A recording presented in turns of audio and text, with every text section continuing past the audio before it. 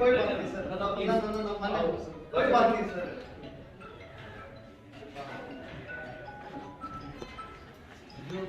वैसे आपके लिए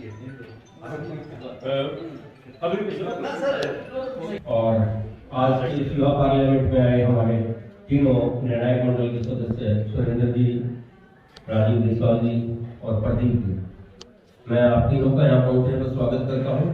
और अब हम अपनी यूथ पार्लियामेंट की कार्रवाई को शुरू करने जा रहे हैं। आप अपना टाइम जो है वो सर सेट कर सकते हैं। आपका इशारा होगा तुरंत हम शुरू करना। सर रहेगा अभी तो आ जाते हैं। जितेंद्र जी रोको अभी, बस जो काम है।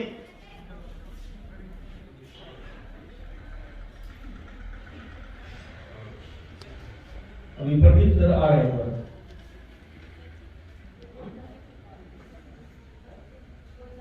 Yes.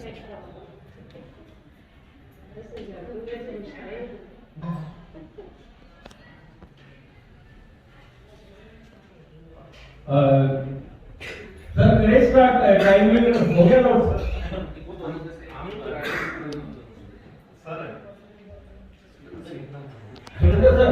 मैं टाइम स्टार्ट कर दूं? Yes, sir. ठीक है, ये स्टार्ट हो।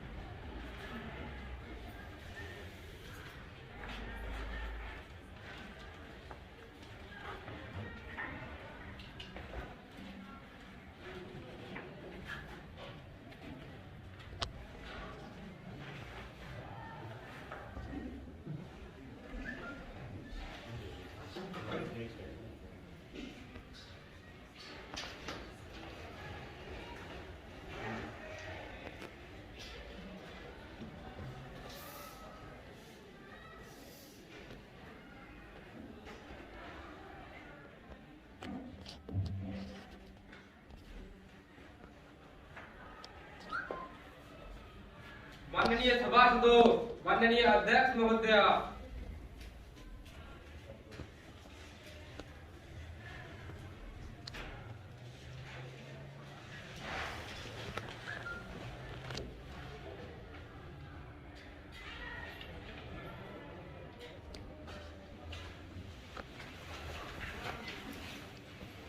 माननीय सांसदों, युवा संसद के इस दीर्घकालीन सत्र में आप सभी का हार्दिक अभिनंदन है। नए सदस्य शपथ ग्रहण अथवा प्रतिज्ञान करेंगे। महासचिव महोदय। सुश्री खुशी जो मध्य प्रदेश के जबलपुर संसदीय क्षेत्र से निर्वाचित हुई है, अब शपथ ग्रहण अथवा प्रतिज्ञान करेगी। सुश्री खुशी।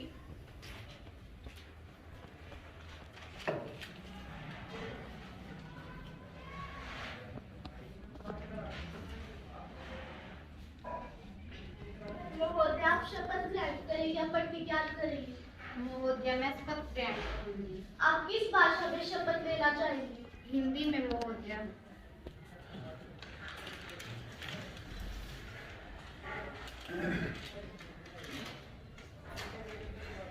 मैं सुश्री खुशी जो युवा संसद की लोकसभा की सदस्य निर्वाचित हुई हूँ, ईश्वर की शपथ लेती हूँ कि मैं विधि द्वारा स्थापित भारत के संविधान के प्रति श्रद्धा और निष्ठा रखूंगी, देश की प्रभुसत्ता और एकता बनाए रखूंगी तथा जिस पद को मैं ग्रहण करने वाली हूँ उसके कर्तव्य का श्रद्धापूर्वक निर्वहन करूंगी।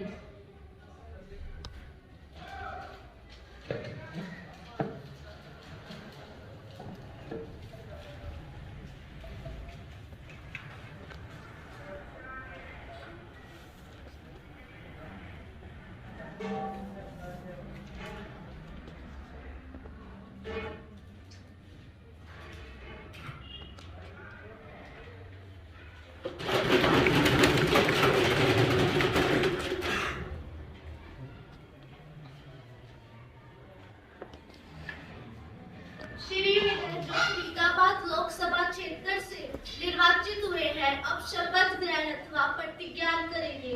Shri vegan.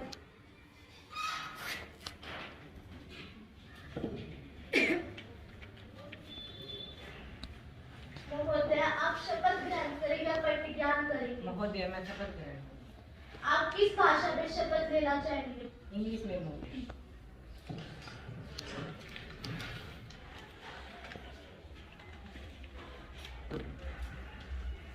I will, having been elected a member of lower house of the Youth Parliament, do swear in the name of God that I will bear true faith and allegiance to the Constitution of India as by law established, that I will uphold the sovereignty and integrity of India, and that I will faithfully discharge the duty upon which I am about to enter.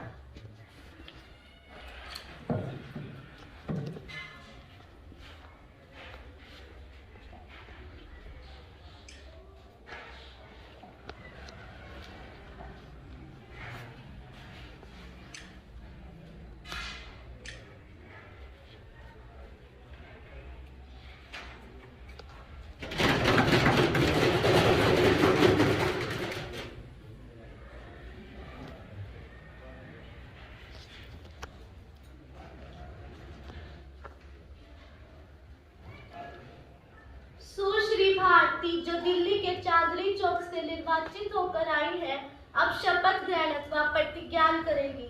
सुश्री भारती।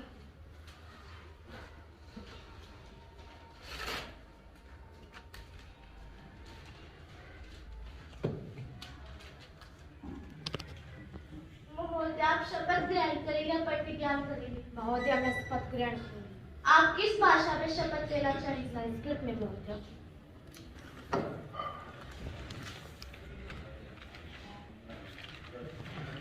अहम सुश्री भारती युवा सदस्य लोकसभाया सदस्य निर्वाचितो अस्मि ईश्वरं स्पामि यत् अहं विधिना स्थापित भारतस्य संविधानं प्रति श्रद्धा निष्ठा च करिष्यामि। देशस्य प्रभुसत्ताया एकतया च पालनं करिष्यामि। यत् पदभारं च अहं ग्रहीत्री तस्य कर्तव्यानां श्रद्धया निर्वहनं करिष्यामि।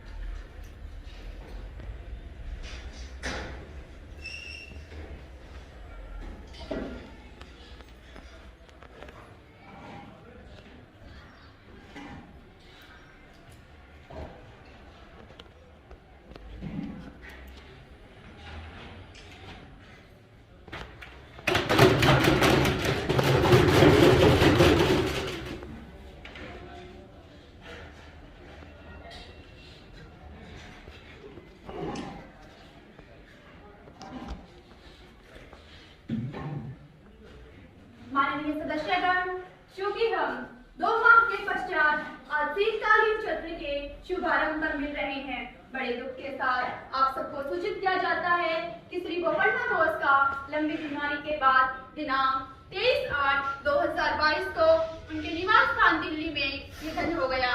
वे 88 वर्ष के थे। जैसा कि आप सबको विदित है कि वे पश्चिम बंगाल राज्य से राज्यसभा के सदस्य तथा एक प्रसिद्ध सामाजिक कार्यकर्ता भी थे। उन्होंने देश के आदिवासी समाज में फैली बाल विवाह, बहु विवाह जैसी सामाजिक कुरीतियों को समाज से बाहर निकालने में अपना पूरा जीवन लगा दिया। इसके अलावा आदिवासी समाज को अपने अधिकारों के प्रति जागरूक किया तथा समाज में शिक्षा की अलख जगाई। उनके निधन पर मुझे बड़ा दुख है। मैं उनके परिवार के प्रति संवेदना व्यक्त करती हूँ। अब प्रधानमंत्री जी शोक संदेश पढ़ेंगे। अध्यक्ष जी, श्री बोपन्ना जी मेरे अजीज मित्र, देश के लिए उन्होंने जो किया, खासकर आदिवासी भाई बहनों के लिए निस्संदेह व अनुकरणीय। मुझे महाराष्ट्र के अमरावती जिले में उनके साथ कार्य करने का पुनीत अवसर मिला। उम्र के अंतिम पड़ाव में भी उनकी भावनाएं व जज्बात देखते ही बनता। बीमार होते हुए भी उन्होंने 250 किलोमीटर की लंबी यात्रा की तथा सामाजिक बुराइयों को आदिवासी समाज से दूर करने के सफल प्रयास किए।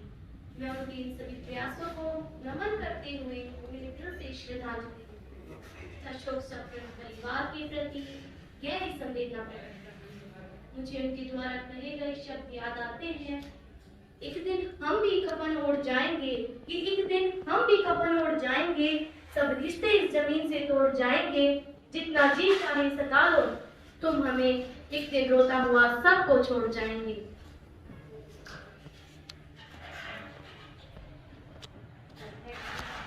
मैं आप तथा सदन के नेता व प्रधानमंत्री जी द्वारा अर्पित की गई श्रद्धांजलि में अपने आप को संयोजित करती हूँ।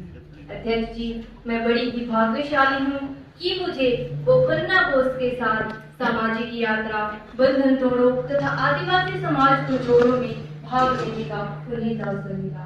वे आदिवासी समाज के लिए जिस जज्बे तथा लगन के साथ काम करते थे उसका उदाहरण शायद ही कहीं मिलेगा। वे एक दिन बिना कुछ खाए के 15 से 16 घंटे तक यात्रा करना उनके दृढ़ निश्चय का परिचय देता है। आदिवासी समाज को एक नई दिशा देना, उनके बीच समय बिताना और खराब सेहत के समय भी उन्हें मुख्य धारा से जोड़ने का सफल प्रयास करना उनके अदम्य साहस का परिचय देता है। मुझे उनकी मृत्यु का बड़ा ही दुख है। वह मेरे तथा इस देश के लिए एक बड़ी ही स्थिति थी। मैं ईश्वर से प्रार्थना करूंगी कि उनकी आत्मा को श्री चरणों में स्थान दे। माननीय सदस्यगण, हम सब इस महान आत्मा के लिए 2 मिनट का मौन धारण करेंगे।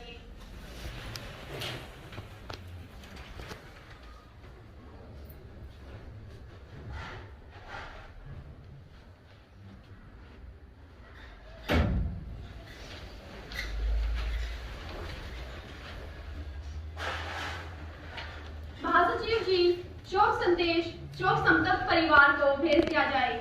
प्रधानमंत्री जी, आप अपने नए मंत्रियों का परिचय सदन से कराएं। अध्यक्ष महोदया, मैं आपके माध्यम से मंत्रिमंडल के नए सदस्यों का सदन से परिचय कराना चाहती हूँ। श्री राजीव जी, युवा खेल मंत्री। सुश्री काजल जी, संचार राज्य मंत्री। सुश्री कशिश जी, पर्यटन मंत्री।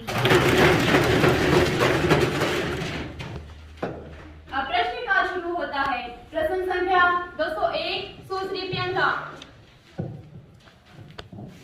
अध्यक्ष महोदया, क्या माननीय शिक्षा मंत्री जी ये बताने का कष्ट करेंगी, पहला कि कोरोना काल में हुए शिक्षित बेरोजगार लोगों के लिए सरकार ने क्या किया है, जो छात्र कोरोना महामारी के कारण परीक्षा देने से असमर्थ रह गए थे उनको लेकर सरकार की क्या नीति है। अध्यक्ष जी, तीसरा, इस महामारी के कारण जितने भी छात्र बिना परीक्षा दिए पास हुए हैं और उन्हें अगली कक्षाओं में विभिन्न विषयों में समस्याएं आ रही हैं, उन समस्याओं के समाधान के लिए सरकार ने क्या कदम उठाए हैं। अध्यक्ष जी, क्या कदम उठाए हैं। माननीय शिक्षा मंत्री जी। अध्यक्ष जी, मैं आपके माध्यम से सदन को बताना चाहती हूँ कि कोरोना एक वैश्विक महामारी थी। इसने न केवल भारत बल्कि पूरे विश्व को अपनी चपेट में ले लिया। मैं मानती हूँ कि इस महामारी में अनेक शिक्षित युवा बेरोजगार हुए, परंतु सरकार ने इन सभी बेरोजगारों की सूची मंगवाकर इन्हें यथासंभव रोजगार दिया है तथा जो युवा रोजगार से वंचित हैं, उन्हें 1000 से लेकर 1500 रुपए प्रति माह के हिसाब से बेरोजगारी भत्ता दिया जा रहा है। अध्यक्ष जी, मैं प्रश्न संख्या 201 के बारे में बताना चाहती हूँ कि ऐसे अनेक छात्र व छात्राएं जो कोरोना महामारी के कारण परीक्षा देने में असमर्थ हो गए थे, सरकार द्वारा उन्हें स्पेशल चांस देने का निर्णय लिया गया। इसके साथ साथ ऐसे विद्यार्थियों से कोई परीक्षा शुल्क भी नहीं लिया जाएगा तथा परीक्षा केंद्र भी 5 किलोमीटर से ज्यादा दूर नहीं होंगे। अध्यक्ष जी, शिक्षा मंत्री जी ने बड़ी सहजता के साथ कहा है कि जितने भी छात्र व छात्राएं परीक्षा देने से वंचित रह गए थे उन्हें स्पेशल चांस देंगे, परंतु क्या इसकी सूचना उन छात्रों तक पहुंच पाएगी? क्या इस परीक्षा की तैयारी के लिए उन छात्रों को उचित वक्त मिलेगा? अध्यक्ष जी, जिन छात्रों को स्कूल जाने का अवसर 1.5 से 2 वर्ष नहीं मिला, वो तैयारी कैसे करेंगे? अध्यक्ष जी, मेरे सदन के साथी का इस समस्या पर प्रश्न उठाना बिल्कुल उचित है, परंतु केंद्रीय सरकार ने सभी राज्यों व केंद्र शासित प्रदेशों को उचित पत्राचार के माध्यम से यह जानकारी सभी छात्रों तक पहुंचाना सुनिश्चित किया है। इस सूचना का पूरा विवरण हमारे पास आ चुका है। प्रत्येक राज्य का शिक्षा बोर्ड अपने अपने स्तर पर इस दिशा में कार्य करेगा तथा CBSE बोर्ड पहले ही यह सूचना सभी स्कूलों में भेज चुका है। इस परीक्षा के लिए केंद्र ने राज्यों को 320 करोड़ रुपए का बजट भी जारी किया है। अध्यक्ष जी, प्रश्न संख्या 211 जो देश के लिए एक महत्वपूर्ण विषय है। सरकार ने सभी राज्यों व केंद्र शासित प्रदेशों के सभी शिक्षा बोर्ड के अध्यक्षों की मीटिंग एनसीईआरटी नई दिल्ली में दिनांक 25/8/2022 को बुलाई थी, जिससे सर्वसम्मति से निर्णय लिया गया कि वर्तमान शिक्षा सत्र में ऐसे सभी छात्रों की सप्ताह के पहले सोमवार को पिछले पाठ्यक्रम से संबंधित सभी विषयों की विशेष कक्षाएं लगाई जाएंगी। प्रश्न संख्या 202 से निखिल जी। अध्यक्ष जी, क्या शहरी विकास मंत्री जी यह बताने का कष्ट करेंगे कि हरियाणा में जो भूमि घोटाला हुआ है उसमें अनेक ऐसे अधिकारी नामांकित हैं। सरकार ने इस केस में क्या संज्ञान लिया है? क्या सीबीआई इस केस को अपने हाथ में लेगी? क्या ऐसे अधिकारियों को जिन नेताओं ने अपना आशीर्वाद दिया हुआ है उनके नाम सामने आएंगे? अध्यक्ष जी। माननीय शहरी विकास मंत्री वसुंधरा जी। अध्यक्ष जी, मेरे करीबी साथी ने हरियाणा में जिस जमीन घोटाले का जिक्र किया है, राज्य सरकार के साथ साथ केंद्र सरकार ने भी इस मामले का संज्ञान लिया है। दोषियों को पकड़कर केस चलाकर सख्त से सख्त सजा दिलवाई जाएगी। प्रश्न 200 है के सत्र में मैं सदन को बताना चाहूंगी कि सरकार व राज्य किसी केस को ठीक दिशा में ले जा रही है। हाँ, अगर राज्य सरकार की ओर से सीबीआई जांच की मांग की जाती है तो हमें सीबीआई जांच से कोई परहेज नहीं है। प्रश्न 211 अध्यक्ष जी, रही ऐसे नेताओं की बात जिन्होंने भ्रष्ट अधिकारियों को अपना संरक्षण दिया है। आरंभिक जांच में तो ऐसा कोई मामला नहीं दिखा है। अगर किसी नेता का नाम है तो नाम है अधिकारी के साथ साथ नेता को भी उसके दुष्परिणामों को भुगतने के लिए तैयार रहना चाहिए।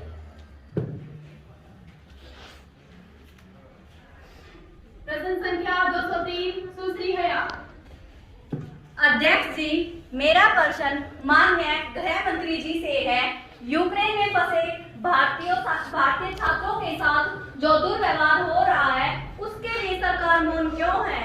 प्रश्न नंबर 6, जिन छात्रों का कोर्स अधूरा रह गया है उनका क्या भविष्य क्या होगा? अब अंतकाल में अध्यक्ष जी, अंतकाल में भविष्य के साथ छात्रों को जीने का कोई रास्ता नजर नहीं आ रहा है।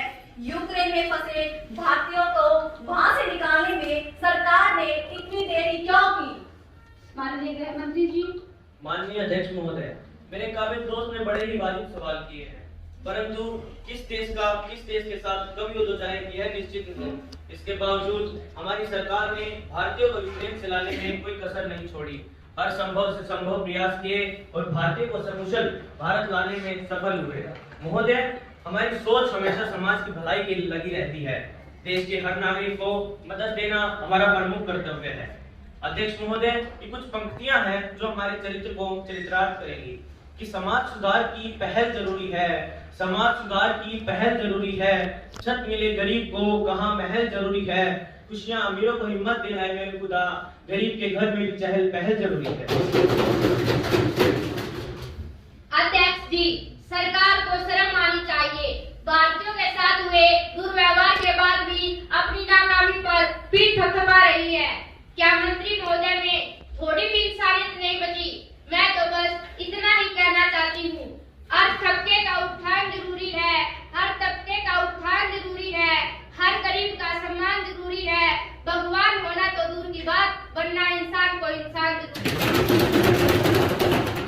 माननीय अध्यक्ष महोदय जी, हम यूक्रेन के राजदूत के साथ सदा संपर्क में थे। माननीय प्रधानमंत्री जी ने यूक्रेन में फंसे भारतीयों को सुरक्षित रहे तथा उनके साथ कोई दुर्व्यवहार ना हो, इसके लिए यूक्रेन के प्रधानमंत्री से स्वयं उन्होंने बात की और यहाँ तक कि उन्होंने अपनी भावना यूक्रेन के प्रधानमंत्री तक पहुँचाई।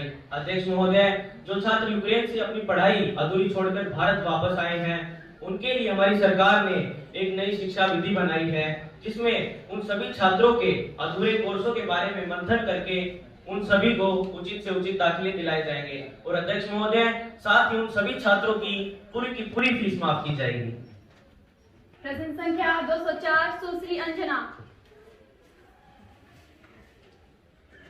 अध्यक्ष जी, आज की केंद्र सरकार देश में राम राज्य लाने की बात कर रही है। मैं माननीय स्वास्थ्य मंत्री जी से पूछना चाहती हूँ कि क्या आपने देश के बीमार अस्पतालों के बारे में कोई सूद ली है? आए दिन अस्पतालों में डॉक्टरों और नर्सों के बारे में हजारों मरीज दम तोड़ रहे हैं। किसी अस्पताल में दवाइयाँ नहीं है तो किसी की एक्सरे मशीन खराब है। मरीजों को ओपीडी कार्ड बनवाने के लिए घंटों लाइनों में लगा रहना पड़ता है। अध्यक्ष जी, घंटों लाइनों में लगा रहना पड़ता है। अस्पतालों में मरीजों के लिए बेड नहीं है। आईसीयू तक की छतों से पानी टपक कर मरीजों के पेट तक आ रहा है और मंत्री जी दावा कर रहे हैं यूरोपियन देशों से मुकाबला करने का। महंगे इलाज के अभाव में हर साल हजारों मरीज दम तोड़ते हैं और सरकार के कानों पर जू तक नहीं रेंगती। दवाई में कमीशन, ऑपरेशन के सामान में कमीशन, वार्ड में भर्ती होने में कमीशन। अध्यक्ष जी, हर चीज में कमीशन ही कमीशन है। अस्पताल में डॉक्टर हैं तो समय पर नहीं आते, कितनी भी बार शिकायत करो, लेकिन नेता से सेटिंग होने के कारण डॉक्टर सब प्राइवेट हॉस्पिटल चलाते हैं। अध्यक्ष जी, नेता से सेटिंग होने के कारण डॉक्टर प्राइवेट हॉस्पिटल चलाते हैं और सरकारी हॉस्पिटल के मरीजों को मरने के लिए भगवान भरोसे छोड़ देते हैं। अध्यक्ष जी, हद हो गई है भ्रष्टाचार की कि जैसे ही बोला चेला गुरु से व्हाट इज करप्शन, कि जैसे ही बोला चेला गुरु से व्हाट इज करप्शन, तो बोला गुरु जानना है तो दो कमीशन। जब भी करके ऐसे देखो भ्रष्ट अफसर, समझ लो आपकी जेब काटने का बना रहे हैं अवसर। माननीय स्वास्थ्य मंत्री जी।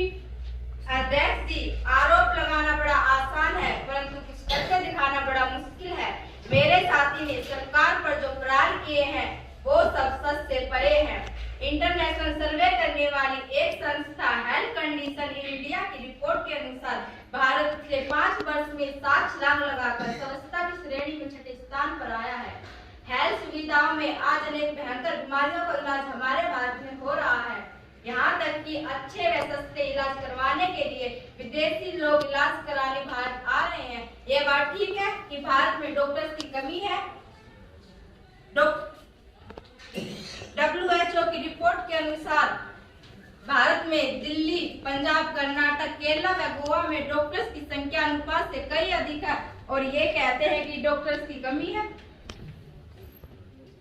अध्यक्ष जी, आंकड़ों की बाजीगरी तो कोई मंत्री महोदय से सीखे या मेरे साथी से सीखे। गलत आंकड़े पेश करके ये सच्चाई को नहीं छिपा सकते। ऐसी कमरों में बैठकर देश के दूर दराज ग्रामीण इलाकों में स्वास्थ्य सुविधाओं की स्थिति क्या है, इनको कैसे पता चलेगा? अध्यक्ष जी, सरकार में ऐसे कितने मंत्री हैं या उनके परिवार वाले हैं जो देश के अस्पतालों में इलाज करवाते हैं? इनको तो खांसी भी हो जाए तो विदेश में इलाज के लिए भाग खड़े होते हैं, जनता जाए भाड़ में।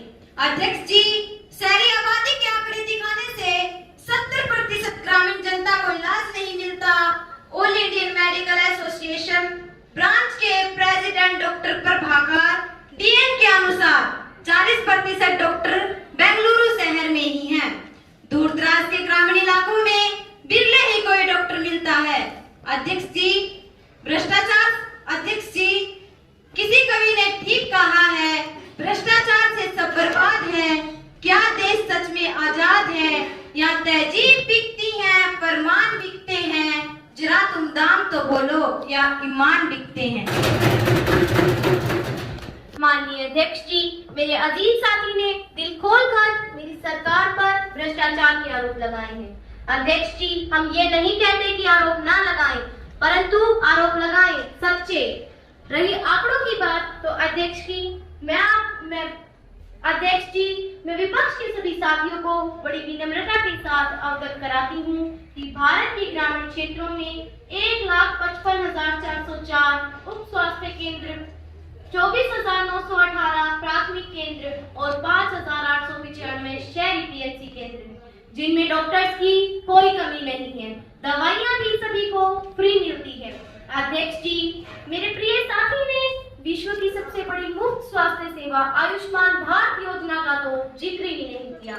आयुष्मान भारत योजना पूरे विश्व की सबसे बड़ी स्वास्थ्य सेवा है।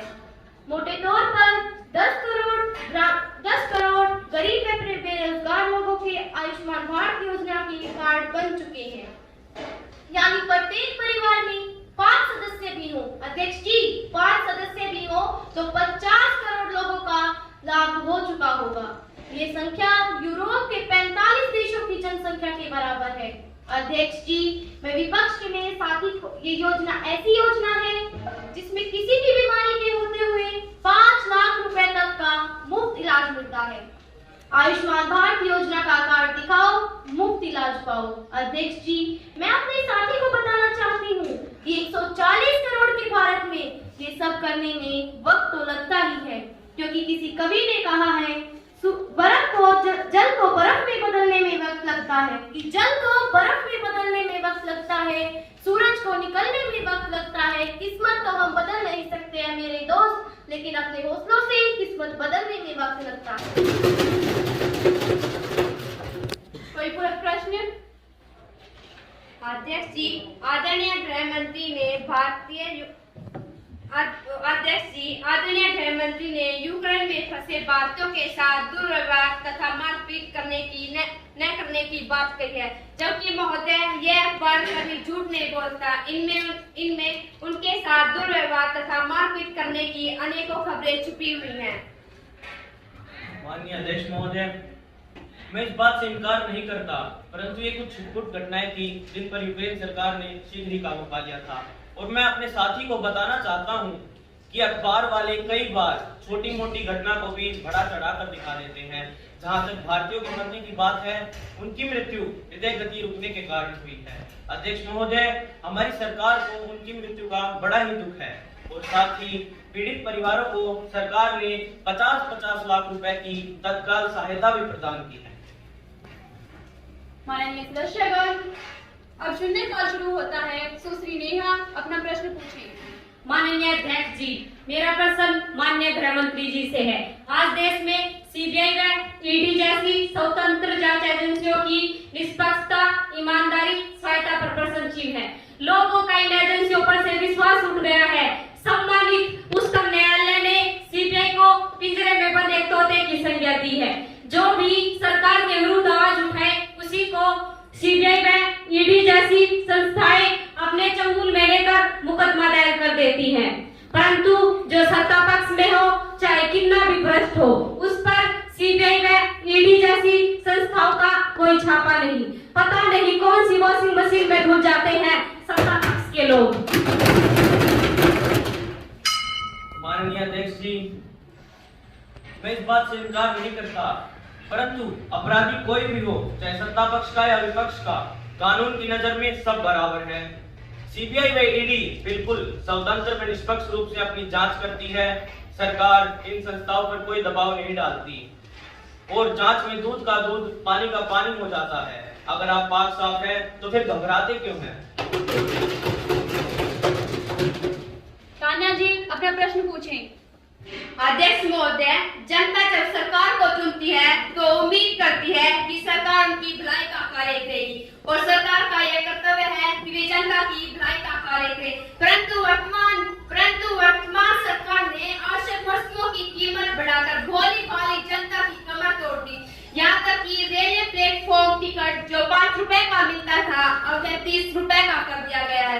एकदम से 6 गुना वृद्धि। अध्यक्ष जी, एकदम से 6 गुना वृद्धि, ये कहाँ का न्याय है? भारतीय इतिहास में तो ऐसा कभी नहीं हुआ। जनता त्राही कर रही है। मैं सरकार के इस निर्णय का विरोध करती हूँ तथा आपके सदन के माध्यम से इस बारी सरकार को बताना चाहती हूँ कि रेलवे प्लेटफॉर्म टिकट के भाव शीघ्र ही कम किए जाए, नहीं तो भोली भाली जनता आंदोलन खड़ा कर देगी। टीवी चैनल अखबारों में शोर पाव है आजकल, टीवी चैनल अखबारों में शोर पाव है आजकल। सब राजनीति में बिजी, महंगाई पर बात करेंगे। माननीय रेलवे मंत्री जी।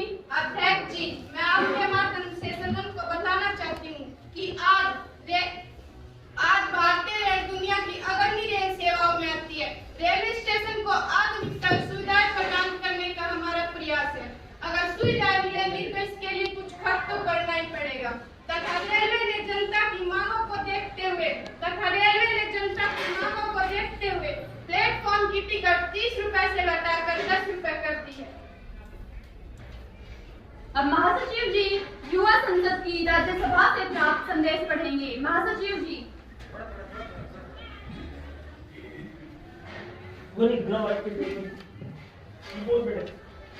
अध्यक्ष जी, मुझे युवा संसद की राज्यसभा के महासचिव से प्राप्त दिल्ली संदेश की सूचना देनी है।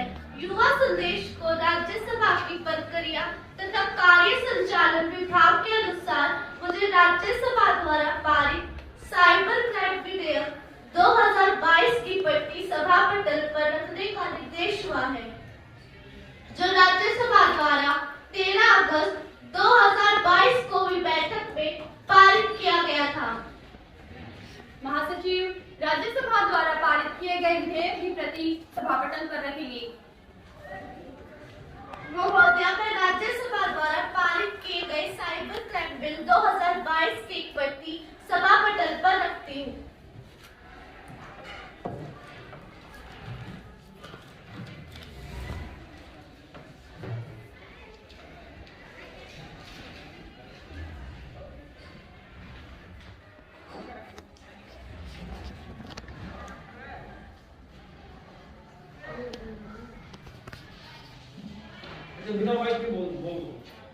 अध्यक्ष जी, कल जब मैं मंडी में धरना दे रहे किसानों के बीच जा रही थी तो पुलिस ने मुझे वहां जाने से रोका। वह मेरे साथ धक्का मुक्की तथा बदतमीजी की।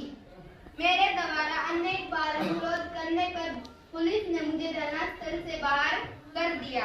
अध्यक्ष जी, यह संसद सदस्य के विशेषाधिकार का उल्लंघन है। मैं आपके माध्यम से इस मामले को सदन में उठाना चाहती हूँ। मीनाक्षी जी, क्या आपने इस संबंध में पहले नोटिस दिया है और तुरंत का अचानक ये मामला नहीं उठा सकती?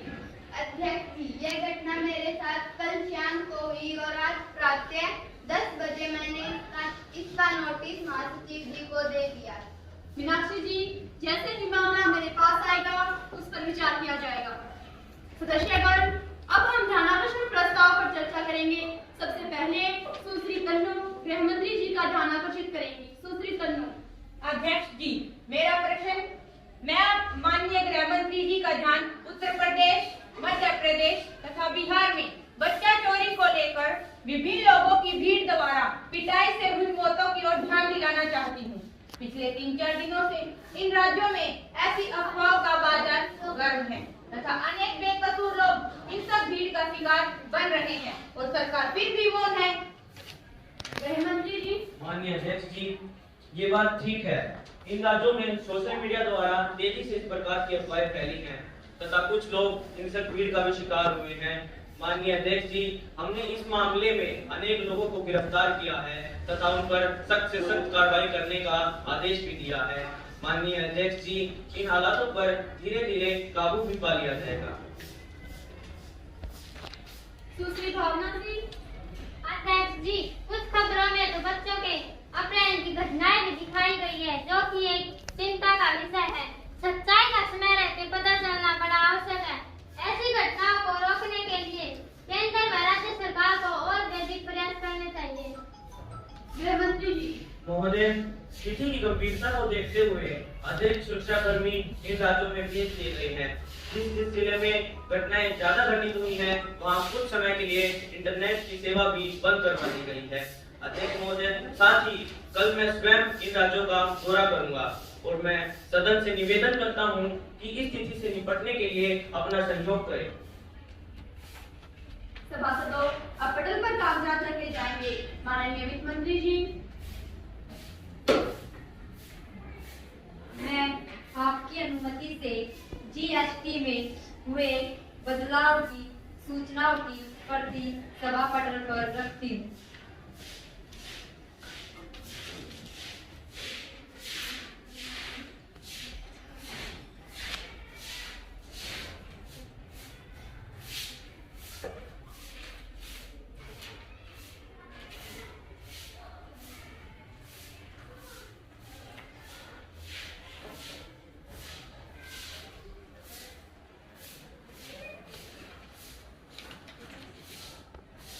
माननीय शिक्षा मंत्री जी।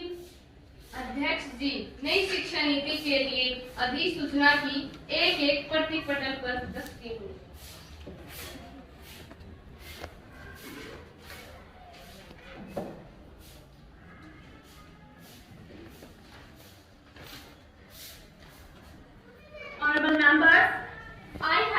to make an announcement on the behalf of the honorable member of the House.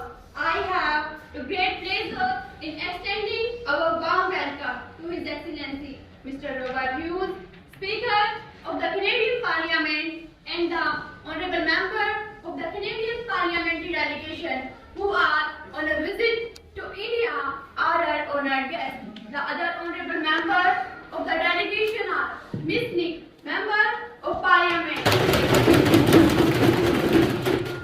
Ms. Kalia Joseph, Member of We also convey our warm feeling and very best wishes through them to their President, Prime Minister, the government and very friendly people of Canada. माननीय सांसदों, माननीय सभासदों, माननीय सांसद सदन में कामरों को प्रस्ताव की अनुमति चाहते हैं। माननीय अध्यक्ष जी, मैं सदन का ध्यान देश की माया नगरी मुंबई में बेकसूर लोगों के साथ घटी घटना की ओर दिलाना चाहती हूँ। एक नामी बिल्डर जिसको सत्ता पक्ष के एक नेता से आशीर्वाद प्राप्त है, लोगों के करोड़ों रुपए लेकर भी उन्हें फ्लैट नहीं दे रहा तथा हद तो तब हो गई जब ये लोग बिल्डर के विरुद्ध नारेबाजी कर रहे थे तथा बिल्डर से अपना फ्लैट मांग रहे थे, तो पहले तो बिल्डर के गुंडों ने उनके साथ मारपीट की, बच्चों व औरतों के साथ बदतमीजी की, यही नहीं उनके कपड़े तक फाड़ डाले। अध्यक्ष जी, प्रदर्शन कर रहे लोगों पर पुलिस ने आकर लाठीचार्ज किया, यह तो सरासर लोकतंत्र की हत्या है। जनाब, एक तो चोरी, ऊपर से सीना चोरी। अब प्रश्न है, माननीय सांसद को सदन में कामरों को प्रस्ताव की अनुमति दी जाए या नहीं। माननीय सभासदों, जो सदस्य इसके पक्ष में हैं, हाथ खड़ा करें। माननीय सभासदों, इस युवा सदन में हाँ कहने वालों का बहुमत है, हाँ कहने वालों का बहुमत है, हाँ कहने वालों का बहुमत है। अब सदन की कार्यवाही स्थगित की जाती है। माननीय सभासदों, सदन को कामरों को प्रस्ताव की अनुमति दी जाती है। माननीय अध्यक्ष जी, इस प्रकार की घटनाएं लोगों में असुरक्षा व भय का माहौल बनाती हैं, समाज में आतंक का माहौल बनता है तथा ऐसी घटनाओं की बढ़ोतरी होती रहती है। सरकार पर से लोगों का भरोसा उठ जाता है, लोग पैसे भी दे और गुंडों की मार भी खाए। जिन नेता ने इन बिल्डरों को अपना संरक्षण दे रखा है, उन पर कार्यवाही करके जेल भेजा जाए व पार्टी से निकाला जाए। जो सरकार इस प्रकार की समस्या का समाधान करने में असमर्थ है, उसे सत्ता में रहने का कोई हक नहीं है। माननीय अध्यक्ष जी, मैं अपने साथी सांसद को बताना चाहती हूँ कि सरकार इस प्रकार की घटनाओं को बड़ी गंभीरता से ले रही है। हमने राज्य के मुख्यमंत्री जी से बात की थी और उन्हें सख्त भाषा में कहा था कि ऐसी घटनाओं की भविष्य में पुनरावृत्ति नहीं होनी चाहिए। अध्यक्ष जी, उन्होंने हमें पूर्ण विश्वास दिलाया है कि इस विषय में दोषी कोई भी हो बख्शा नहीं जाएगा। बिल्डर के कुछ गुंडों को पुलिस ने गिरफ्तार कर लिया है। बिल्डर भी आज नहीं तो कल पुलिस की गिरफ्त में होगा। तथाकथित नेता को पार्टी से निकालकर पुलिस ने इसके ऊपर एफआईआर दर्ज की है। अध्यक्ष जी, सभी आवेदकों के लिए फ्लैट का निर्माण स्वयं पूरा करके देंगे। अध्यक्ष जी, मैं विपक्ष का भी धन्यवाद करती हूँ जिन्होंने हमें पूरा सहयोग दिया। मैं विपक्ष का धन्यवाद मैथिली शरण गुप्त की इन पंक्तियों से करना चाहती हूँ। हम कौन थे, क्या हो गए और क्या होंगे अभी, आओ मिलकर विचारेंगे समस्याएं सभी। अध्यक्ष जी, जब इस मुद्दे का समाधान हो ही गया है तो सदन की कार्यवाही रोकना अनुचित है। सभासदों, कामरों को प्रस्ताव मंजूर किया जाए या नहीं। जो सदस्य इसके पक्ष में है वो अपना हाथ खड़ा करें।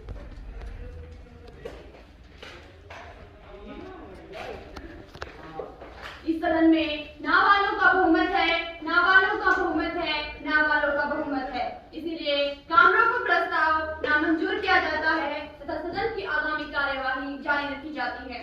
अब सदन में अविश्वास प्रस्ताव पेश किया जाए। अध्यक्ष महोदय, मैं सदन में अविश्वास प्रस्ताव पेश करने की अनुमति चाहती हूँ। अनुमति है। अध्यक्ष जी, सरकार इस समय पूरी तरह फेल साबित हो रही है, चाहे कानून व्यवस्था का मामला हो, चाहे आतंकवाद का, चाहे महंगाई का मुद्दा हो। सरकार सभी मोर्चों पर असफल हो चुकी है।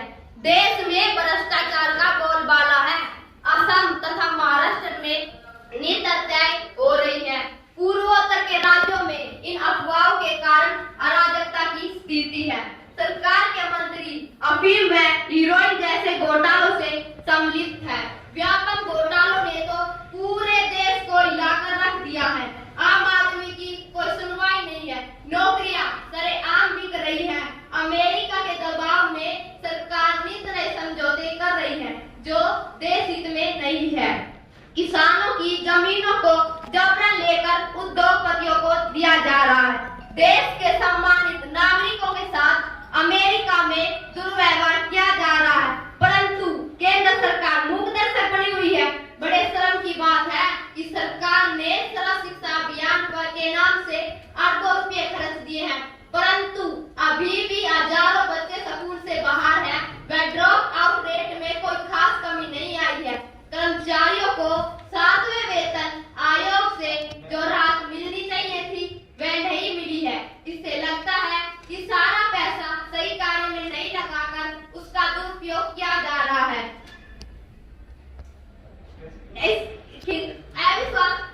सरकार के खिलाफ अविश्वास प्रस्ताव लाया जाए और सांसदों की राय लेकर इस पर फैसला किया जाए। अध्यक्ष महोदया, हमारी सरकार हर मुद्दे पर अपनी संपूर्ण शक्ति लगाकर कार्यवाही करने की कोशिश कर रही है, परंतु विपक्ष द्वारा हमेशा अनावश्यक आरोप लगाकर हमारी सरकार को बेवजह बदनाम किया जा रहा है। मैं आपको आश्वस्त कराना चाहती हूँ कि देश में किसी भी कीमत पर कानून व्यवस्था बनाकर रखी जाएगी। अध्यक्ष जी, असम, महाराष्ट्र या देश के किसी भी क्षेत्र में सरकार अमन चैन लाने के लिए कटिबद्ध है। अफवाह पर नियंत्रण के लिए हमने साइबर साइट, ब्लॉग, फेसबुक पर तात्कालिक कदम उठाते हुए इन पर प्रतिबंध लगा दिए हैं। अध्यक्ष जी, किसी भी भ्रष्टाचारी को बख्शा नहीं जाएगा। जहां तक जमीन आवंटन की बात है तो कैग की रिपोर्ट कोई अंतिम फैसला नहीं होती। कानून अपना काम करेगा। अध्यक्ष जी, तो हमारा लक्ष्य 2024 तक देश को विकसित राष्ट्र बनाने का है। हर वर्ष 1 करोड़ व्यक्तियों को रोजगार देने का प्रावधान किया गया है। अध्यक्ष महोदया, मुनाफाखोरों व जमाखोरों के खिलाफ सख्त कार्यवाही करने की कोशिश की जा रही है। 2024 तक सर्व शिक्षा अभियान के तहत 6 से 14 के सभी बच्चों को स्कूल में दाखिला देने का लक्ष्य भी पूर्ण कर लिया जाएगा। हर व्यक्ति को जल्द से जल्द न्याय मिले, इसलिए मोबाइल कोर्ट बनाए जाएंगे। अध्यक्ष जी, हम प्रधानमंत्री जी के स्पष्टीकरण से संतुष्ट नहीं है। कृपया अविश्वास प्रस्ताव पर वोटिंग करवाई जाए। इस अविश्वास प्रस्ताव पर वोटिंग की जाए। जो सांसद इसके पक्ष में है वह टाइप करें, जो विपक्ष में है नो टाइप करें।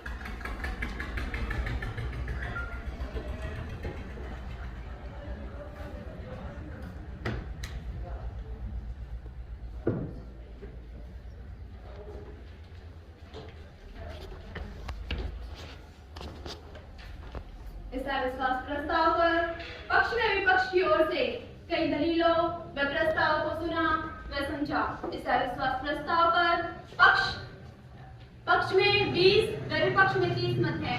अतः अविश्वास प्रस्ताव के पक्ष में बहुमत न होने के कारण इसे खारिज किया जाता है। माननीय सामाजिक न्याय मंत्री जी। अध्यक्ष जी, आज हमारे देश में नशे का कारोबार अपने पूरे चरम पर है। देश के हर कोने में चरस, हेरोइन, गांजा व चिट्टा जैसे नशीले पदार्थ बिक रहे हैं। खासकर देश की युवा पीढ़ी इस नशे के जाल में फंसती जा रही है।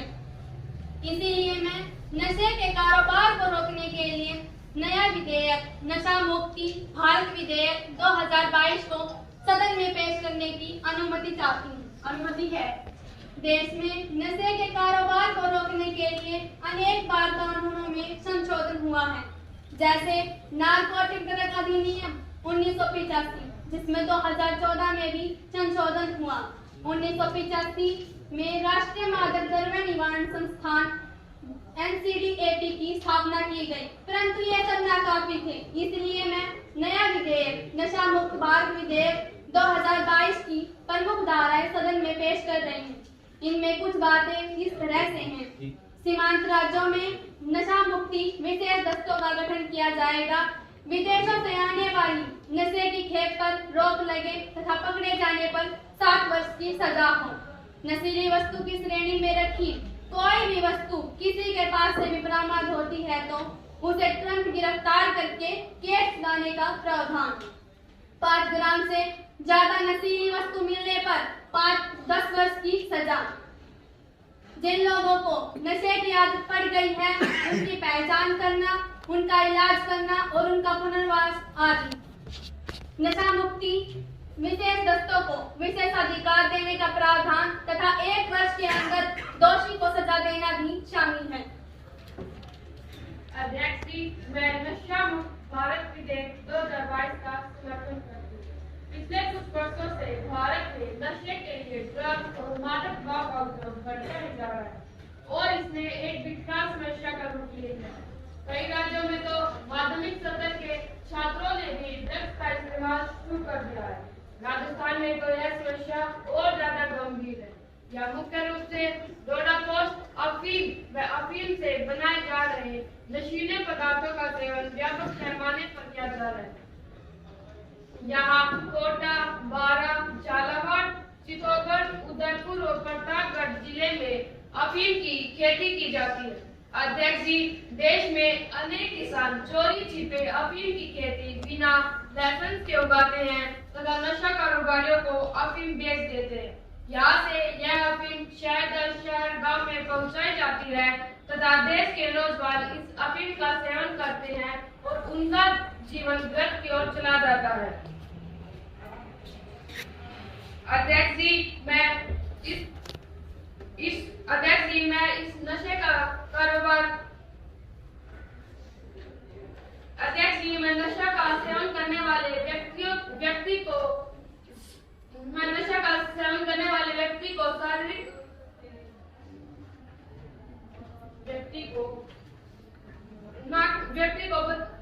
अध्यक्ष जी, नशा का सेवन करने वाले व्यक्ति न केवल व्यक्तिगत रूप से प्रभावित होते हैं बल्कि इससे उसका पूरा परिवार और समाज प्रभावित होता है। ड्रग्स की लत न केवल व्यक्ति को शारीरिक रूप से अपंग बना देती है बल्कि उसकी मानसिक क्षमताओं को भी प्रभावित करती है। इसलिए मैं ड्रग्स का कारोबार रोकने के लिए इस बिल का अध्यक्ष समर्थन करती हूं। अध्यक्ष महोदय, मंत्री जी ने नशा मुक्त भारत विधेयक 2022 के बारे में बताया है। उसकी कुछ धाराओं पर मुझे आपत्ति है। विशेष नशा मुक्ति दस्तों का गठन केवल सीमांत राज्यों में ही क्यों? क्या देश के बाकी हिस्सों में नशे का कारोबार नहीं होता? क्या देश के भीतरी राज्यों को नशे से छुटकारा नहीं मिलेगा? ये दोगलापन क्यों? अध्यक्ष जी, ये दोगलापन क्यों? नशे की खेप तो एक देश के राज्य से दूसरे राज्य तक भी बड़े पैमाने पर जाती है। माननीय अध्यक्ष महोदय, हमारी सरकार ने पिछले 3 वर्षों में नशा मुक्ति अभियान चलाया है। राष्ट्रीय अपराध रिकॉर्ड ब्यूरो की यह जानकारी सामने आई है। ब्यूरो ने बताया कि 2017 में अधिक नशा करने की वजह से 745 लोगों की मौत हुई, परंतु 2019 में यह आंकड़ा घटकर 704 पर आ पहुंचा। अब यह आंकड़ा लगातार घट भी रहा है।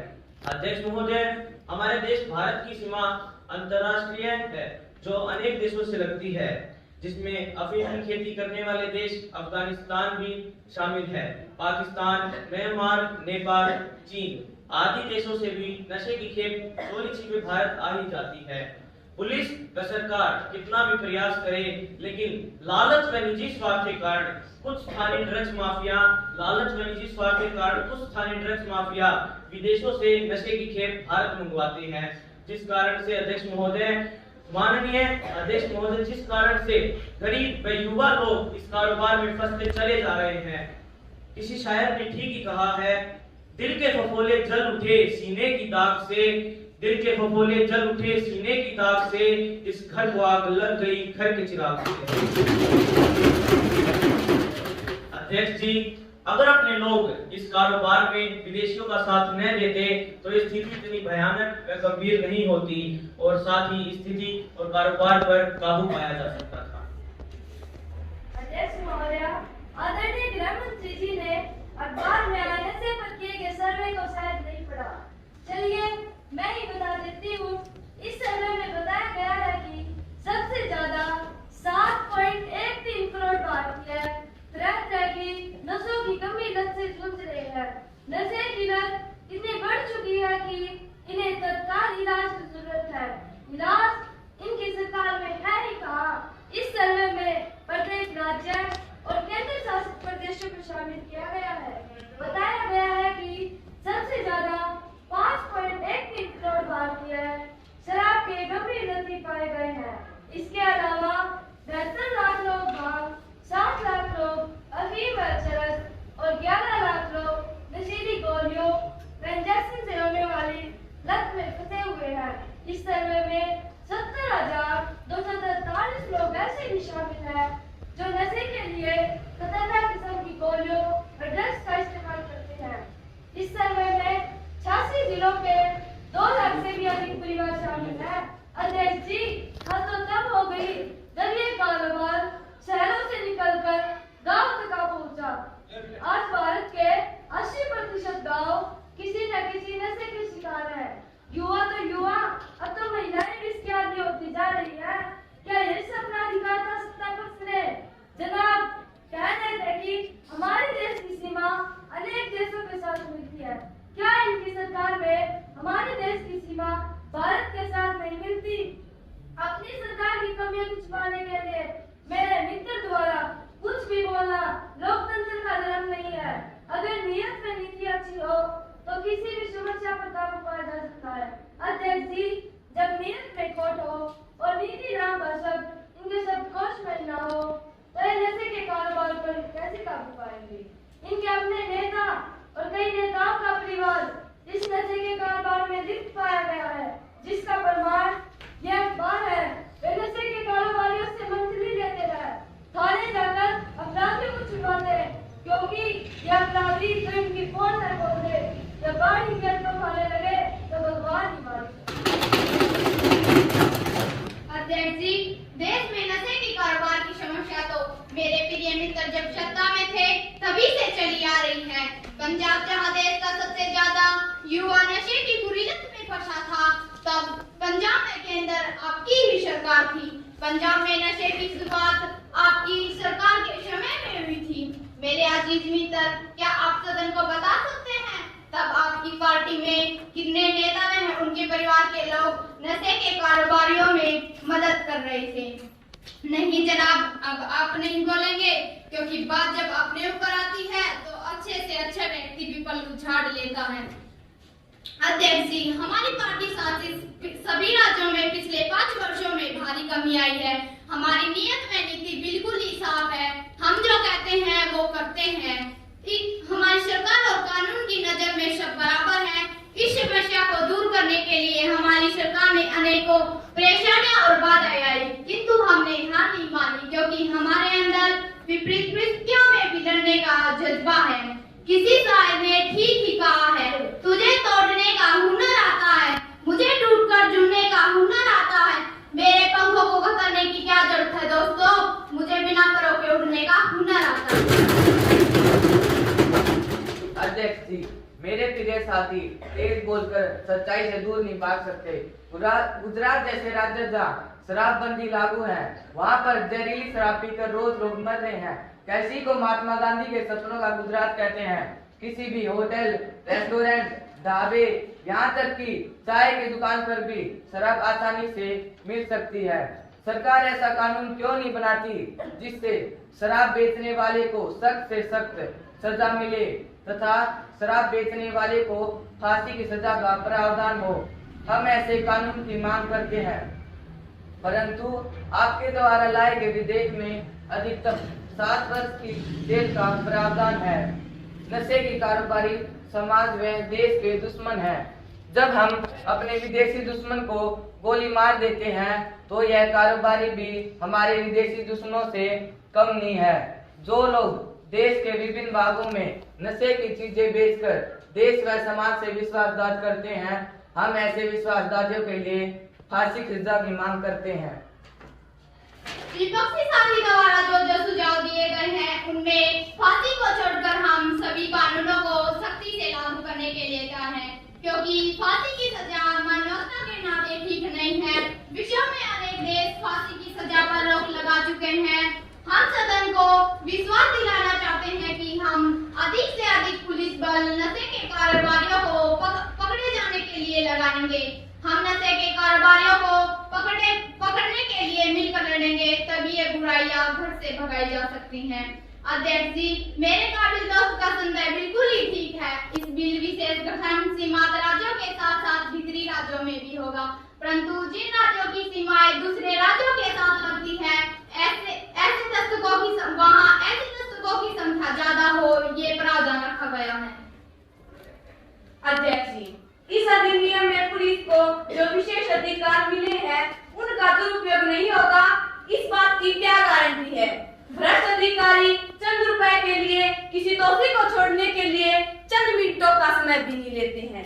जिस देश में 3000 अध्यक्ष जी, जिस देश में 3000 किलोग्राम हीरोइन देश के नामी व्यक्तियों के गोदामों में पकड़ी जाती है, तो उनके विरुद्ध FIR तक दर्ज नहीं होती।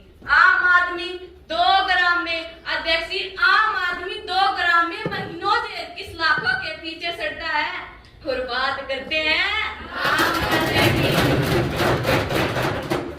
अध्यक्ष महोदय, विपक्ष के मेरे प्रिय साथी जो आरोप लगा रहे हैं वो सत्य से परे हैं। हमें पूरे देश को साथ लेकर चलना है। अमीर गरीब व जात पात से ऊपर उठकर देश की भलाई के लिए कार्य करना ही मेरी सरकार की प्राथमिकता है। जब विभिन्न स्रोतों से नशे के कारोबार के बारे में पता चला तो मेरी आत्मा अंदर तक हिल गई। देश का युवा गरीब मानस जो नशे में लिप्त होकर अपने व देश के भविष्य को खराब कर रहा है, तो मुझे बहुत पीड़ा हुई। मैंने मंत्री जी से मंत्रणा की, अध्यक्ष जी, नशे के कारोबार का उन्मूलन करना ही मेरी सरकार का दृढ़ निश्चय है। हमें हर हालत में नशे के कारोबार को खत्म करना होगा। कानून की नजर में सब बराबर है, सबके साथ न्याय होगा। अध्यक्ष जी, नशे के कारोबार को खत्म करके ही देश का भविष्य सुरक्षित रह सकता है। अध्यक्ष जी, विपक्ष के मेरे साथी जो इस कानून में बदलाव चाहते हैं, हम उनको करने के लिए तैयार हैं। अध्यक्ष जी, इस विधेयक में सजा का प्रावधान कम ही तो रखा गया है। 5 किलो नशे की वस्तु मिलने पर 7 वर्ष की सजा और 10 किलो मिलने पर भी 7 वर्ष की सजा।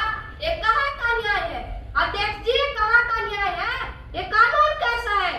दूसरी ओर नशे की कौन कौन सी वस्तु इस श्रेणी में आती है, यह भी स्पष्ट नहीं हुआ। अध्यक्ष जी, यह भी स्पष्ट नहीं हुआ।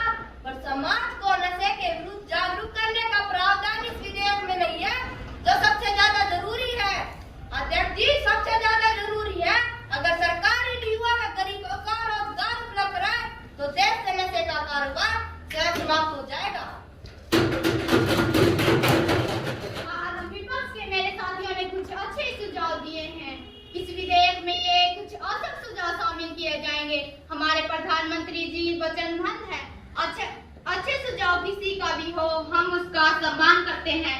अध्यक्ष जी, अब मैं सदन से इस विधेयक को पास करने का निवेदन करती हूँ। प्रश्न है, नशा मुक्त भारत विधेयक 2 प्रावधान 2022 प्रावधान 1 व 2 पर सहमति। जो सदस्य सहमत हैं वो हाथ खड़ा करें। जो सदस्य सहमत नहीं है हाथ खड़ा करें। मेरे विचार से हाँ वालों का बहुमत है, हाँ वालों का बहुमत है, हाँ वालों का बहुमत है। प्रस्ताव स्वीकार किया जाता है। अब प्रश्न है कि विधेयक के खंड 3 व 4 बदलाव के साथ विधेयक का अंग बने। जो सदस्य सहमत है हाथ खड़ा करें। जो सदस्य सहमत नहीं है हाथ खड़ा करें। हाँ वालों का बहुमत है, हाँ वालों का बहुमत है, हाँ वालों का बहुमत है। प्रस्ताव विधेयक को पारित किया जाता है। जो सदस्य सहमत है हाथ खड़ा करें।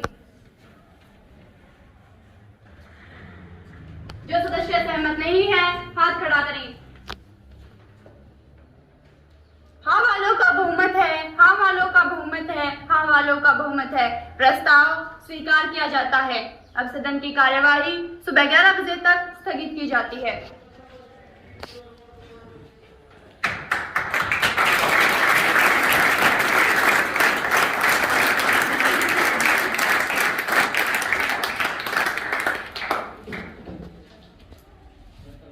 आदरणीय प्राचार्य महोदय, हमारे तीनों जजेस सुरेंद्र जी, जयपाल साहब और प्रदीप जी, स्टाफ मेंबर्स और प्यारे दोस्तों, बहुत अच्छी और सुंदर प्रस्तुति आपने दी, तो उसके लिए आप सभी धन्यवाद के पात्र हैं। लेकिन ज्यादा मैं समय नहीं लेते हुए मैं जजेस साहिबान से अनुरोध करूंगा कि वो मंच पर आए और अपनी प्रतिक्रिया और अपना संदेश और अपनी राय इन बच्चों को दें।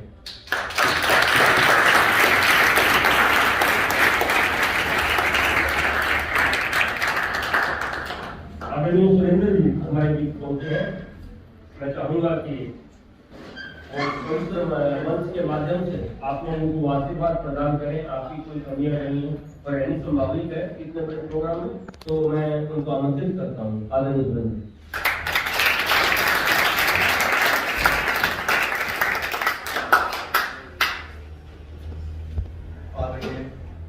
प्राचार्य श्री श्रीधर जी, हमारे सम्मानित साथी अध्यापक संजय जी, स्कूल के अन्य वरिष्ठ अध्यापक,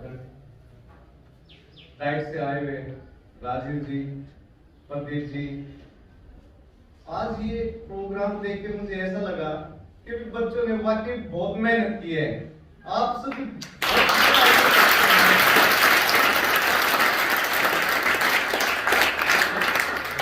कार्यक्रम को इतना अच्छा, सब बिजी होते हुए भी इतना अच्छा किया और सर के मार्गदर्शन में, तो एक बार जो है विशेष मैं उनका धन्यवाद भी करता हूँ।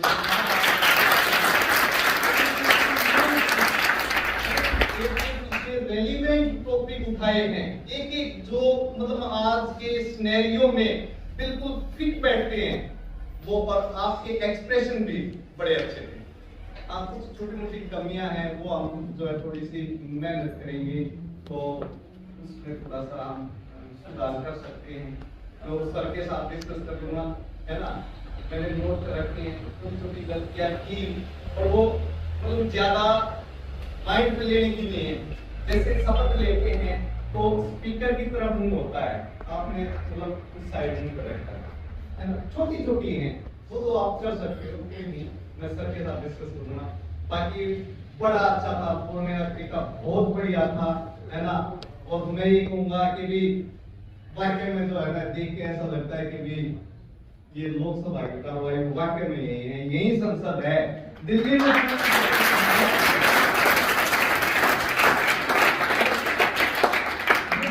देखिए ना, स्कूल के बच्चे यहाँ थोड़ी सी जगह कमी थी, वो देखें तो वाकई में ये कहेंगे कि जो पार्लियामेंट में होती है ना, वहां इतनी अच्छी कार्रवाई नहीं होती, क्योंकि वहां पे तो डिस्टर्बेंस सोर्स लगा होता है। यहाँ इतनी अच्छी तरीके से, इतने पुरजोर तरीके से समस्याओं को उठाया है और वाकई में मुझे बड़ा अच्छा लगा। और मैं एक बार फिर से जो है संजय सर का और प्राचार्य सर का धन्यवाद करता हूँ।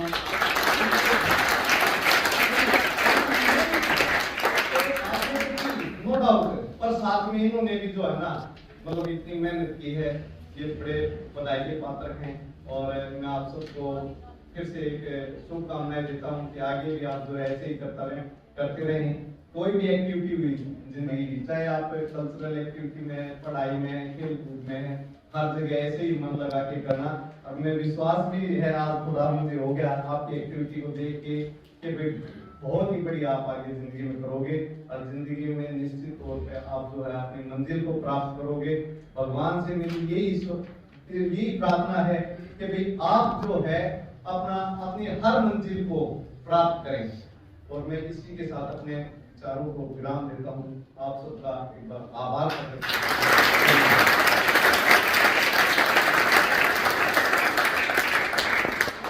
बहुत बहुत धन्यवाद सुरेंद्र जी। राजीव जी, अगर आप भी अपने कमेंट रखना चाहें तो हम बड़े भाग्यशाली होंगे।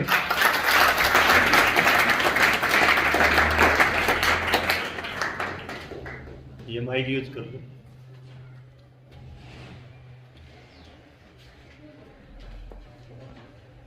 आदरणीय हमारे उनके प्राचार्य श्री दत्त जी मेरे साथ आए, प्रदीप जी और सुरेंद्र जी, स्कूल के हमारे पॉलिटिकल के प्रवक्ता संजय जी, वह हमारे स्कूल के अन्य प्रवक्ता व अध्यापक व अन्य सभी प्यारे विद्यार्थियों, सबसे पहले मैं आपको बहुत बहुत बधाई देता हूँ कि आपने इतनी मेहनत की और इसके आपकी मेहनत के फलस्वरूप इतना अच्छा प्रोग्राम था। ये बिल्कुल यहाँ पे महसूस हो रहा था कि हमारे देश की संसद चल रही है।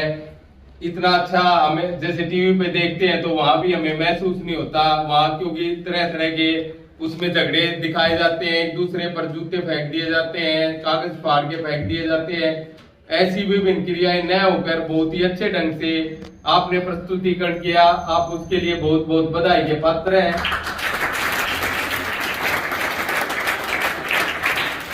इसके साथ साथ इसकी तैयारी के लिए संजय जी और अन्य हमारे साथी अध्यापक प्राचार्य जी जिन्होंने भी इसमें सहयोग किया, उनका भी बहुत ही वो भी बधाई के पात्र। उन्होंने इतनी मेहनत की है, आपके साथ सहयोग किया है। सारे स्कूल स्टाफ के जो भी अन्य विद्यार्थी हैं उनका भी आपका ये प्रोग्राम आयोजित कराने में सहयोग होता है।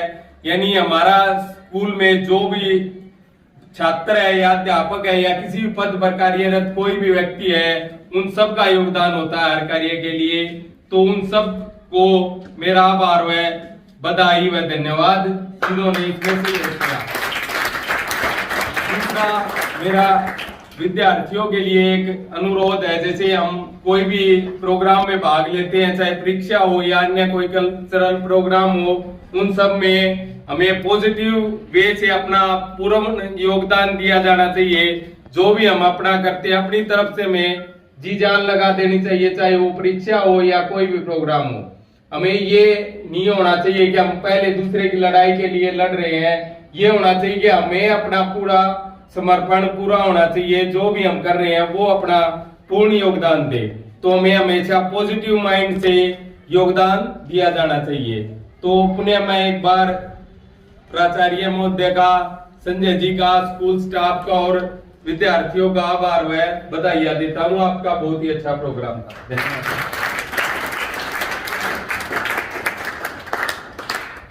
बहुत बहुत धन्यवाद राजीव जी।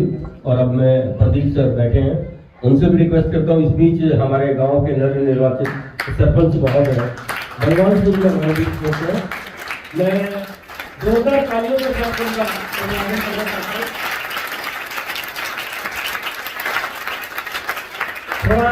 थोड़ा सा लेट हो गया, अगर मैं चाहता था कि 10 मिनट की कार्रवाई भी 1 घंटे में से आप देख लेते तो आपको लगता कि आपके गांव के बच्चे और आपके स्कूल के बच्चे के कहां तक पहुंचे हैं, उनके अंदर कितना टैलेंट है और किस प्लेटफॉर्म के माध्यम से वो बच्चे आगे बढ़ रहे हैं।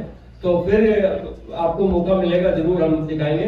मैं आदरणीय प्रदीप जी से अनुरोध करता हूं कि आए और बच्चों को अपना आशीर्वाद दें। आदरणीय प्रदीप जी।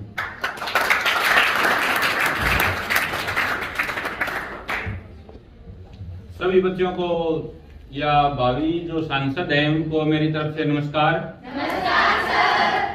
बहुत ही आदर मान व सम्मान के योग्य मेरे पूर्व प्राचार्य श्रीमान सुनील दत्त जी, यहाँ पर आज के इस कार्यक्रम को आयोजित करने वाली ये नन्हे मुन्ने बच्चों की मंडली, और इस कार्यक्रम के आयोजन में हमारे बच्चों का सहयोग करने वाले हमारे शर्मा जी और अन्य स्टाफ सदस्य, हमारे डाइट से सुधारे हुए राजीव देशवाल जी, निर्णायक मंडल में आए हुए सुरेंद्र जी, आप सभी को मेरी तरफ से नमस्कार।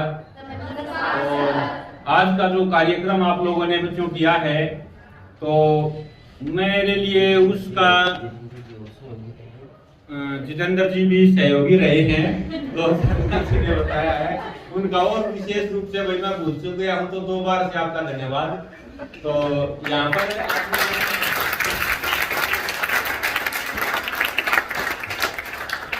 ये बच्चों जैसा आपने ये प्रोग्राम आयोजित किया है उसके लिए उसकी शुभकामनाओं के अलावा आपके कार्यक्रम की सराहना करने के लिए हमारे पास बहुत ज्यादा शब्द नहीं है, क्योंकि वास्तविक रूप से जैसा कि सुरेंद्र सर ने बताया, राजीव सर ने बताया कि आपका जो प्रोग्राम है वो हमारी वास्तविक जो दिल्ली की संसद है उससे भी बहुत ज्यादा बेहतर था। वहाँ पर हम लोग देखते हैं जूते, चप्पलें, कुर्सियां, मेजें, कागज सब कुछ फाड़ करके फेंक दिए जाते हैं।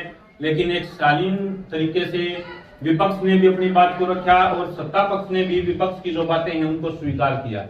तो ये हमारी संसद का वास्तविक स्वरूप है, वास्तविक रूप है, जिसको हमारे इन बच्चों ने आज चरितार्थ किया है।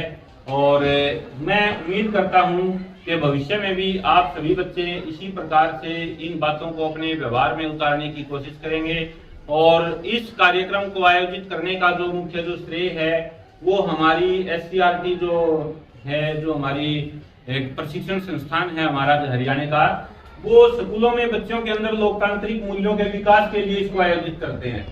तो वो लोकतांत्रिक मूल्य आपके अंदर बड़े अच्छे से हुए हैं, लेकिन जैसे कि सर ने बताया कि बाकी सभी बच्चों को भी ये लोकतांत्रिक मूल्य अगर देखने को मिलते तो बड़ा अच्छा होता।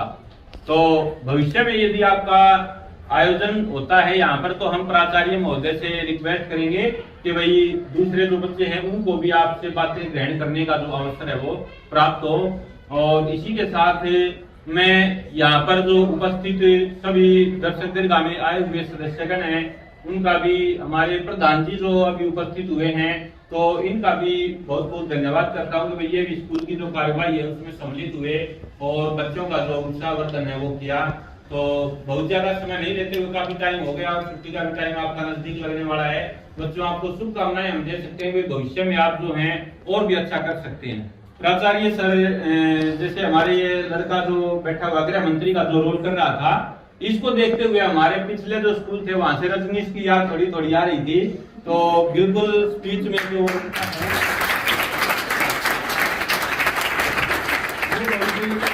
बेहतरीन की परफॉर्मेंस होती थी और हमेशा जब भी स्टेज की कोई कल्चरल एक्टिविटी जब होती थी तो उसका बात करने का जो लहजा है, एक नेता जिस प्रकार से बोलता है उसी प्रकार से होता था। उसी प्रकार के जो गुण हैं वो इस बच्चे के अंदर मैंने देखे हैं। और उसके अलावा अध्यक्ष का रोल जो ये बिटिया कर रही है, इसका भी जो रोल है वो भी वास्तव में नेता के कम नहीं है। वास्तविक रूप से जो नेता के अंदर जो बोलने की कला होनी चाहिए, अपने विचारों को रखने की जो कला होनी चाहिए, वो यहाँ पर सभी बच्चों में है। लेकिन इन बच्चों के अंदर मैं मानता हूँ कि अन्य से थोड़ी सी उसकी अधिकता ज्यादा है। तो प्रिय विद्यार्थियों, आप ये ना माने कि आपने आज ये एक्टिविटी यहाँ पर जो आयोजित करी है यहीं तक आप सीमित हैं। भविष्य में जब आप अपने जीवन में आप जाएंगे, भविष्य में जब आप अपने जीवन को जिएंगे, तो आप में से बहुत सारे बच्चों के समक्ष ऐसी स्थितियां, ऐसी परिस्थितियां आएंगी कि आप लोगों ने कहीं पर अपने गांव का नेतृत्व करना है, कहीं आपने अपने ब्लॉक का नेतृत्व करना है, कहीं आपने अपने हल्के का नेतृत्व करना है, और कहीं संसद में भी कुछ बच्चे हो सकता है यहाँ से पहुंच जाए। तो हम लोगों ने अपनी भविष्य की जो हमारी जो भी हमारा रोल हमें प्राप्त होगा, उस रोल को भी हमने इसी शालीनता के साथ जो है वो निभाना है।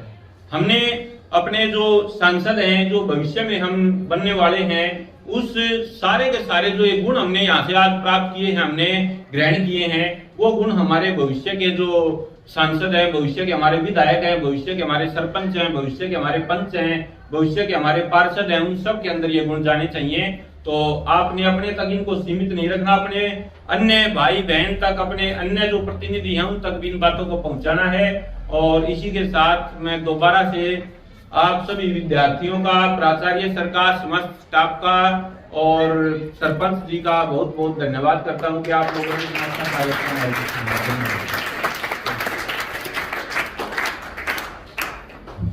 बहुत बहुत धन्यवाद प्रदीप जी, तीनों हमारे निर्णायक मंडल के सदस्य, आपका बहुत बहुत धन्यवाद। सर, मैं आपसे ये अपील करना चाहूंगा कि ये जिम्मेवारी जो थी वो किसी न किसी को तो मिलनी थी। मेरे को, जितेंद्र को दी थी, लेकिन हमारे पूरे स्टाफ ने हमें बहुत कोऑपरेट किया।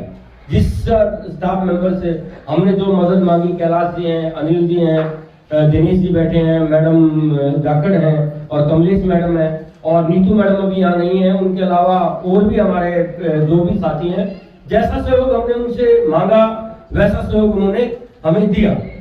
तो इसके लिए we are lucky fellow that such type of staff is there and it is very talented staff. तो I want to big applaud of the give a big hand to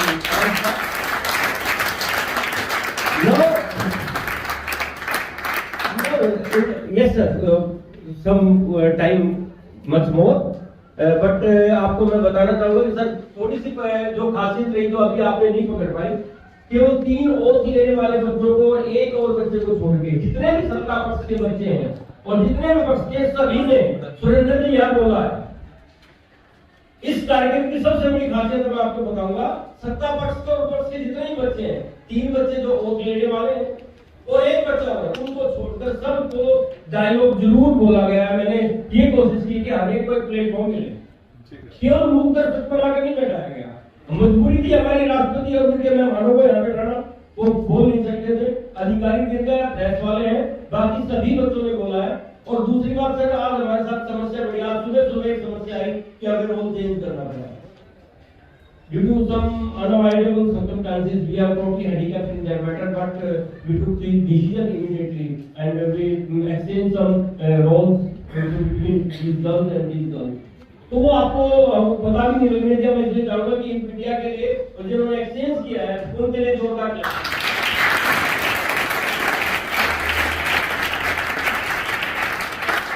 परिणाम की अपेक्षा हम नहीं करते, हम केवल करते हैं कि नहीं करते।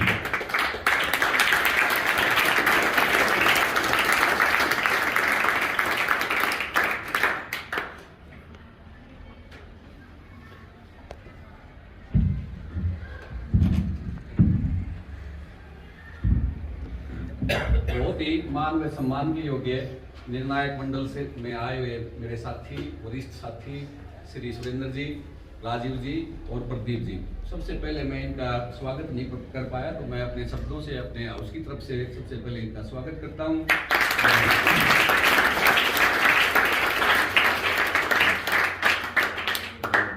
इसके बाद जो भी साथी यहाँ उपस्थित हैं और मेरे इस देश के भविष्य, इन सभी को मैं प्रणाम करता हूं। और मैं एक बात कहना चाहूँगा मेरे निर्णायक मंडल से कि निर्णायक मंडल का एक कार्य होता है कि वो कमी भी देखनी होती है उन्होंने। तो जो भी मेरे यहाँ इस विद्यार्थियों में इस युवा संसद कार्यक्रम में ये कमी निकालने के लिए या कमी को नोट करने के लिए ही इनकी ड्यूटी थी, तो इन्होंने कमियां भी देखी। और आपकी जैसे निर्णायक मंडल सिर्फ और सिर्फ कमियां देखते हैं, मैं निर्णायक मंडल का बहुत बहुत धन्यवाद करना चाहता हूं कि उन्होंने आपकी विशेषताएं ज्यादा देखी। तो इसके लिए मैं निर्णायक मंडल के सभी साथी सदस्यों का दिल की गहराइयों से स्वागत करता हूं, आभार व्यक्त करता हूं। अब जैसे विद्यार्थी हैं तो मैं सभी हाउस में उपस्थित विद्यार्थी भी, साथी भी, आप सभी को पता है कि कोई भी फिल्म है, कोई भी स्क्रिप्ट है, कोई भी कार्यक्रम है, उसमें कुछ पर्दे के सामने होते हैं और कुछ पर्दे के पीछे होते हैं। तो पर्दे के सामने तो सभी का नाम आप देख ही चुके, संजय सर हैं, जितेंद्र सर हैं, दिनेश सर हैं, यहाँ जो भी बैठे हैं, मैम कमलेश है, सुनीता है, तो इन सब का सहयोग है। लेकिन पर्दे के पीछे बहुत सारे हैं, जैसे राजीव जी ने उनकी तरफ संकेत भी किया कि जो विद्यार्थी आपके सहयोग में भी लगे होंगे, तो मैं उन सभी का भी अपनी दिल की गहराइयों से धन्यवाद करता हूं। प्यारे विद्यार्थियों, जैसे प्रदीप सर ने बताया, आपको बड़े अच्छे ढंग से आपको संकेत दिए कि इस प्रकार के जो कार्यक्रम हैं ये स्कूलों में कैसे और क्यों किए जाते हैं, तो आप अपनी भूमिका से इस बारे में परिचित हो चुके हैं। लेकिन ये आप तक नहीं रहे, ये आप समाज तक ले जाएं। और मैं परमपिता परमेश्वर से प्रार्थना करता हूं कि मेरे ये विद्यार्थी ही नहीं, अपने क्षेत्र के, अपने ब्लॉक के, अपने जिले के जो भी विद्यार्थी हैं वो आगे बढ़ें और वो जो वास्तविक लोकसभा है या राज्यसभा है वहां तक पहुंचे। ये मैं अपनी तरफ से आप सबको आशीर्वाद देता हूं। और मैं निर्णायक मंडल से भी अपेक्षा करता हूं, या मान लो उनसे आशा या अपेक्षा है कि अगर हमें आगे मौका मिला तो जो भी कमियां हैं उनको हम दुरुस्त करना चाहेंगे। और जैसे भाई आप सभी परिचित हैं, मेरे शिक्षा विभाग के साथी हैं, तो इन्होंने पता है बहुत ज्यादा इस महीने डिस्टर्बेंस रही, पिछले महीने भी जब से ये प्रस्तावित था कार्यक्रम, तो उसी में सभी स्कूलों में, लेकिन जैसे ना वो कहते हैं 24 घंटे का समय है, तो वो सभी के लिए 24 घंटे का है, तो इसका हम कोई भी बहाना लेना नहीं चाहते वैसे तो, लेकिन हाँ उनसे एक्स्ट्रा एक चीज हमारे पास कमी रही कि इसके और ओवरऑल जो आयोजक थे वो संजय सर थे, और वो इस चुनाव की ड्यूटियों में बहुत ज्यादा बिजी रहे, नहीं तो उन्हें हम इसको शायद और भी अच्छा कर पाते। फिर भी मैं अंत में आप सभी विभाग से हैं साथी सदस्य, तो उनको सभी को पता है जो सरकारी संस्थान है उनमें जो संसाधन होते हैं उनका हमने ज्यादा से ज्यादा प्रयोग करने का प्रयास किया है, और आगे अगर आपकी तरफ से या मान लो जो भी है हमें अवसर मिला तो हम और भी अच्छा करने का आपको आश्वासन देते हैं। अंत में मैं अपनी वाणी से विराम देने से पहले एक बार फिर पुनः सभी का धन्यवाद करना चाहूंगा, जो भी साथी यहाँ उपस्थित हैं और जो पर्दे के पीछे वाले जो साथी हैं उनका भी, और सभी विद्यार्थियों का भी, और उससे पहले ये मेरे बहुत ही साथी या विद्यार्थी बहुत भाग्यशाली हैं जो शायद सरपंच साहब नव निर्वाचित जो सरपंच हैं। मैं पहले उनसे अपनी गलती भी मानना चाहूंगा कि संबोधन में मैं उनका नाम ले नहीं पाया, तो मैं उनका स्वागत भी करता हूं और उनका धन्यवाद भी करता हूं कि वे आज ऐसे कार्यक्रम में आए। प्लस मेरे से कहने लग रहे थे कि इन बच्चों के लिए या इस कार्यक्रम के लिए मेरी तरफ से कोई भी सहयोग हो तो मैं उसके लिए तैयार हूँ। तो मैं सरपंच साहब की भावना को नतमस्तक करता हूँ, उनको प्रणाम करता हूँ, अभिनंदन करता हूँ और उनकी भावना के लिए उनका बहुत बहुत धन्यवाद करता हूँ। अंत में बहुत बहुत आशीर्वाद, धन्यवाद।